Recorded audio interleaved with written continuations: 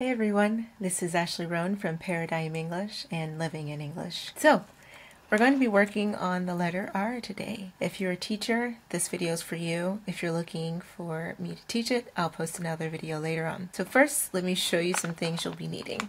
This is the first one, Vintex, and this is the other one you could use, Plackers. Now, these you could buy probably anywhere. I happened to buy these at the Dollar Tree for $1. I adapted this from a speech language pathologist. I'll post her information. And here is a lollipop. These are called Dum Dums.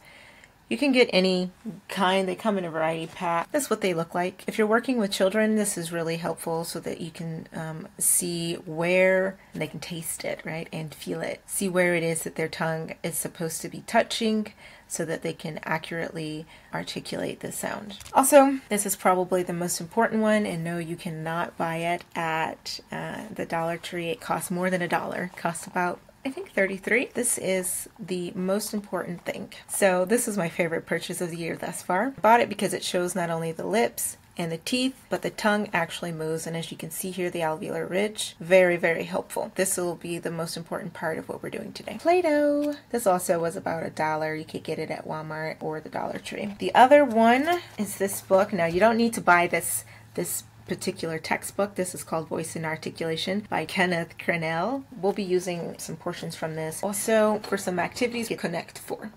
There's some little inserts. I bought it from a teacher online, Teachers Pay Teachers. These are the things I use. This was a conversation class that I taught this with, so I started out with just a 2-hour. I started out with a running diction. If you don't have enough students or you don't have the space to do a running diction, you could just do a regular diction where you have them write down these sentences. I did both, so both are pretty helpful, but I'll read it to you for those of us that are on our podcast, and then I'll list this materials on my website and below so you can access it. So, I'll smoke and drink and pierce my ears and dress real cool just like my peers, with chains and gloves and colored hair that causes folks to stop and stare and mutter ugly things at me, but I don't care. I'm young. I'm free. I know my grades are not the best, but I won't study for a test. So you can read that at normal speed for them if you're dictating it to them, and then 2 times slower. Or you can have my voice read it if you want a different accent, because I am from the South. You could also read it at a faster speed. Those are the things you can do starting out. Now, this happens to be called Teenage Attitude by Father Eugene F. Little, and it is from the book that I did just show you, and it is the first section of the passage that we'll be working with. Next, I would have them go through Teenage Attitude, and you can have them, it depends what you're working on, work on different rhymes, or you could have them work on like the structure of this since it is a poem. But you can have them go through, for now, is what I did, go through and underline all of the R's in here. So once you have them do that, you can have them read it in small groups, or in no groups larger than 3. So you can have them do pairs, or you can have them do it in groups of 3. It does have 2 other paragraphs. I know my grades are not the best, but I won't study for a test. Why should I waste my time that way? I'd rather just hang out all day. So, Ma, get off my case. Ask Dad. He'll tell you I'm not really bad. Just going through a stage, you see. I'm young. I'm cool and, oh, so free. But Ma, please, Ma, take care of me. So after I read this, I had a higher level group of students, and I asked them, hey, who is this, is it a man or a girl, or a boy or girl? How old are they? And we kind of worked on some pronunciation things with that. For example, mutter. Teacher, what is mutter? So it's a teachable moment there. What is chains? Links. Is this person happy or sad? Depending on their level, you can kind of adapt it that way. Then I had a list of different R words to work with them with. Obviously, there are initial R words as well as medial and words that end in R. And, well, that's a different one because it's A-R, O-R, right? E-R. So that I didn't do in this particular lesson. A list of words here. Reef, read, rim, red, ribbit, frog, rot, rick, serious, horrible, rug, run, hurry, garbage, boring, frugal, spore, crime, cream, dream, real, real, R-E-E-L, R-E-A-L, right? Rhyme, rain, train, free, par, really, berry, wrapper, mirror, for, flapper, lure, raw, square, rookie, rabbit, Quaker, rural, tree frog, and squirrel. So those last three kind of have asterisks underneath them or on the side of them because they are difficult to say. I think even for native speakers, and they're kind of difficult to spell, right? I had them, these are sentences they need to read. Right and wrong, a dream to the fragile branch, a sprinkle of rain on trees, streaking in spring, against the grain, the rotting railing and shrub throat. Are the brakes the problem with the brown truck? The frozen patches around the ground are located there. You can see the right cross through the right circle. Bart bikes in next to Barbie's bread bakery and has a great big bright stripe on it. Francis, Robert, Renardo, Margaret, Margot, and Heather strap themselves in and hit the throttle. These are teachable moments here, so they're not going to be able to pronounce all of these R's properly. But I'm going over what they're going to be doing before I go into the therapy side. There is a reading passage. I've got 5 here that they can work on, and they're from different little stories. So I'll list that for you and I'll read it below. But how you teach them the R is you take your mighty mouth here, right? And in this, so what you do is you teach them like this, and you ask them, you know, where are the lips? Where are the teeth? Now, I teach them R. So since it's very difficult to see where the tongue is with this word, that's why I have this. R. R. You can see that the tongue does not touch the teeth. R. Where is the tongue? Okay, R. You can show them, all right, so here's your mouth. R. You can see the lips are doing this. The tongue is back here. If they're still not understanding because maybe they have some vision issues or they're not close enough or you don't have that, that is where the Play-Doh comes in. So just have them open it up, have them make their own tongue. You can do it with them. You know, they make a tongue, and this is where the speech therapy comes in. So here's their tongue. When we say R, R, our tongue is doing this. And you turn it to the side. R. This is the front part of the tongue, and it's hitting the sides of the teeth. So these are your teeth here. All right? So you can have them do something like that. They're still like, teacher, I'm not sure. That's when you kind of have this come in. When they say R, R, push the tongue back in their mouths. I had them a little packet together with these 2 flossers as well as the Dum Dum, and I had some latex gloves, and if they're allergic to latex, please don't give it to them. You should probably ask before.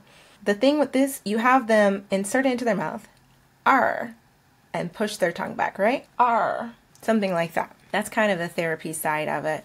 When we go back to the lesson plan, you have them working on the R's with that, with their therapy. They'll be very fatigued with this, so have some mercy. Here are the reading passages. All religion, all life, all art, all expression come down to this. To the effort of the human soul to break through its barriers of loneliness, of intolerable loneliness, and make some contact with another seeking soul. From Chapters of the Orthodox, Donald Marquis. The second one, John Gray jerked his head towards Rose. Minnie's bare heels struck her horse's belly. With a turn of the wrist, she swung her horse off from the mob, turned, leaned forward, rising in her stirrups, and came up with Rose. But the glitter and tumult of Rose's eyes, Minnie looked away from them. This is from Kulu, Catherine Sousa Pritchard. And if you're listening to the podcast, do something called shadow reading, where with the text, try and read it at my speed, with my same intonations. If you're teaching, make sure to reiterate to the students that they don't need to know every word in this passage, that they're working on pronunciation. You could also use these as vocabulary, but remember they need to know at least 95% of these words to understand anything that they're saying here. But for our purposes, it's not important for them to know the words, or at least all of them, but to be able to pronounce them. So here's the third one. He rolled over the roof to a chimney stack in the rear and slowly drew himself up behind it until his eyes were level with the top of the parapet. This is from the sniper, Liam O'Flaherty. The fourth one. Dancing is wonderful training for girls. It's the first way you learn to guess what a man is going to do before he does it. This is from Kitty Foyle, Christopher Morley. And the last one. When Rory rode to Alberta, He rode the range. He regularly rafted early in the morning and rode until he was home. Rory then required his horse, Rowdy, to wait whilst he ran over the range and into the river, where he did several laps. Rory is lucky that Alberta rarely has rain, so he can swim every morning. This is called Rory's luck. If you have some more advanced students that are finishing earlier, or if you just want to give them kind of a break, a fun break, some of them probably won't see this as fun, do some tongue twisters. Here are 5. There are free fleas for all their loyal royalty. Number 2. Are Roland and Sally rallying here in their lorry? Number 3. Rory's lorry is full of glory. Number 4. Rickety arrows are through there. Number 5. Roger's really leery of Landry's royalties free rules. Those are some things you can do. Next I have tic-tac-toe.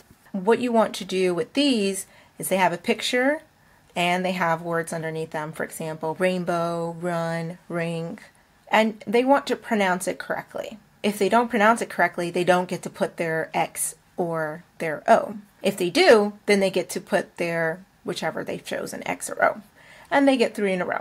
If you want to make it more difficult, you can use harder words. If you want to make it even more difficult, you can either just use the words or you just use the pictures, whichever one works for you. I personally just kept the pictures because it was kind of at the end of the day, they were kind of fatigued from this therapy type thing, so I left it at that. You could also have them the next day if you want to just kind of go back to this. You could have them, you could either read this to them or have them read it to another person and answer some questions. I'll just read it to you. This is something I've created, so I'll post this on my page as well. This is called Little Red Rowdy Hood, and it's based on, yes, you guessed it, Little Red Riding Hood. So Little Red Rowdy Hood has been sent to the Forest Hills Bank by her family. They live in rural Raleigh, North Carolina, USA. They've sent her there to speak with someone at this bank that is trying to take Grandma Hood's land and resources. She is sent with just her basket and bag. Little Red Rowdy Hood goes to the bank and meets a Mr. Wolf and a hunter man. Using her knowledge of the story of Little Red Riding Hood, work with a partner or small group to describe what happens when Little Red Rowdy Hood goes to the bank and meets these 2 people. You must create a dialogue and story for this assignment. And you'll be able to see this later, but it lists some characters underneath that as well as some questions you can ask yourself. I think this is more towards an intermediate student, intermediate to advanced, and it has lots of room for adaptation. So that's all that I have for you right now. So if you like this, please give me a thumbs up. If you have some suggestions, please post them below. Or if you have used this, how did your students like it? Were they fatigued? Or have you noticed any improvements in them? My name is Ashley Roan from Paradigm English. I'll see you next time. Bye.